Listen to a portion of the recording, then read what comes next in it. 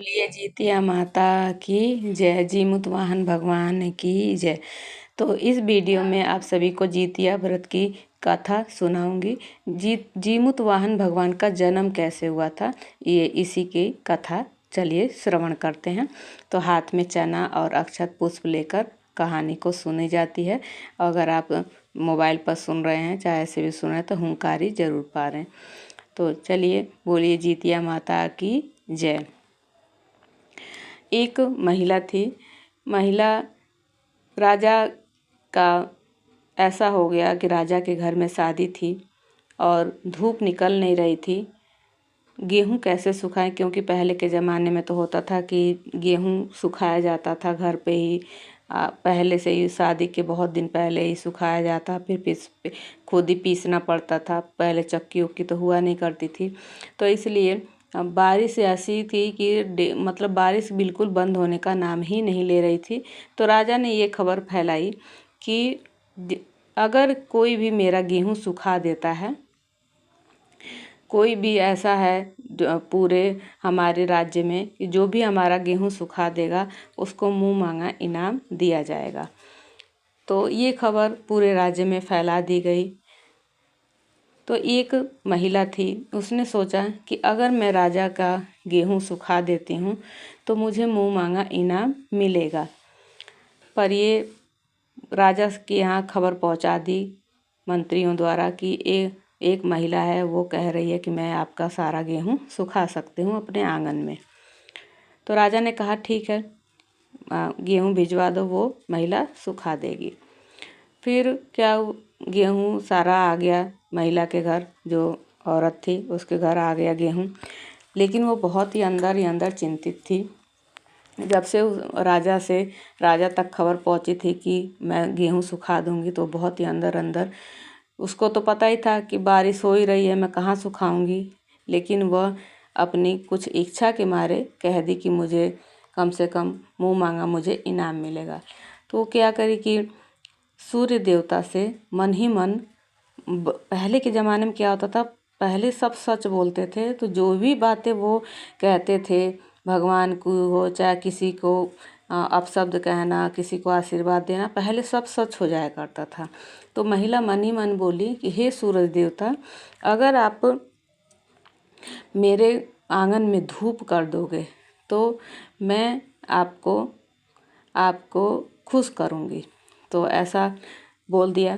तो सूरज देवता, सूर्य पहले सब सच्चे होते थे, जो बोलते थे वो हो जाता था। तो ऐसा हो गया, उसके महिला के आंगन में धूप, खूब तेज धूप निकल गई। तो औरत थी, जो महिला थी, वो पूरा राजा का जो भी जितना भी गेहूं था, सभी गेहूं को सुखाकर भिजवा दी। फिर राजा ने उसके बदले उसका अन्न धन से उसका घर भर दिया। लेकिन अब इधर बात हो गई, वचन दे दिया था उस महिला ने सूरज देवता को, जो औरत थी। तो वचन के अनुसार जो सूरज देवता थे वो रात को आए उसके घर। महिला सब जानती थी कि रात को आएंगे सूरज देवता, इसलिए वो चली गई, किसी और के घर जाकर सो गई। तो सूरज देवता पूरे घर में देखे, नहीं मिली, और थी ही नहीं तो कहाँ मिलेगी। फिर वो क्या किए कि वहीं पर नल था। नल का पहले क्या होता था, घर के पास ही नल का गड़ा जाता था, जिससे पानी वानी सब इस्तेमाल किया करते। तो वहीं पर शौच करके चले गए सूरज देवता। फिर जब महिला रात को दूसरे घर सोई थी, अगली सुबह आई तो देखी खूब बड़े बड़े साग उग गए हैं, खूब बढ़िया सुंदर हरे हरे, खूब देखने में लालच आ गया। तो महिला क्या करी, सारा साग खोट कर बनाकर और खा ली। तो भगवान का ऐसा वो था कि सूरज देवता का, कि अब कोख से अगर मान लीजिए कोख से होगी, तो ये भी था कि उसको फिर दुनिया समाज जीने नहीं देगा। तो औरत के अंगूठे में एक झलका पड़ गया, जैसे जल जाता है तो झलका पड़ जाता है। धीरे धीरे वो झलका बढ़ने लगा। पूरे 9 महीने बाद उसमें से एक मेढक निकला। वो फूट गया झलका, जो झलका था वो फूट गया, उसमें से एक मेढक निकला, अपना इधर उधर उछलने लगा। तो ये सब तो जान ही रही थी ये क्या है। औरत जो थी वो सब जान रही थी। मेढक अपना इधर उधर जहाँ बच्चे खेलते थे वहीं खेलता था, जहाँ बच्चे रहते थे वहीं रहता था। मेढक उछल उछल के वहीं चला जाता था। एक ऐसे ही दिन बीतते गए 12 साल का वो मेढक हो गया। 12 साल का मेढक जब हो गया तो एक दिन वो बच्चों के पैरों के नीचे आ गया मेढक, और वो मेढक फूट गया, पिचक गया, मतलब कुचल गया।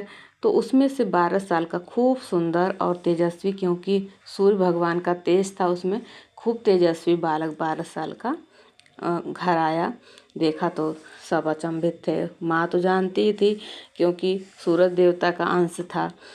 तो वो बच्चे उसको बड़ा हो गया, अब तो बड़ा हो गया, सब कहते थे कि तेरा तो बाप नहीं है, तेरा तो बाप नहीं है, बाप नहीं है, सब चिढ़ाते थे। बच्चों को लगता ही है कि हमें ऐसा क्यों कहते हैं लोग।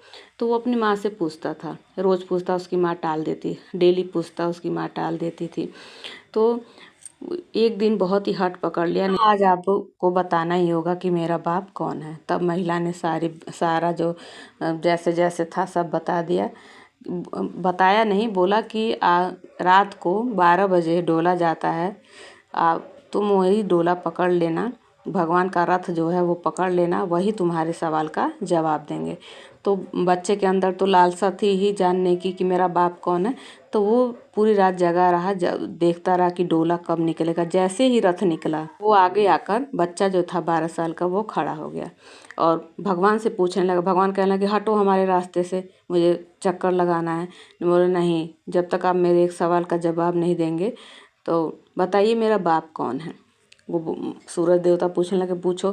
बोले मेरा बाप कौन है, मुझे सब बच्चे चिढ़ाते हैं, सब मुझे कहते हैं कि बिना बाप की औलाद है, बिना बाप की औलाद है, मुझे जानना है। तो वो बोले कि जाके अपनी माँ से पूछो।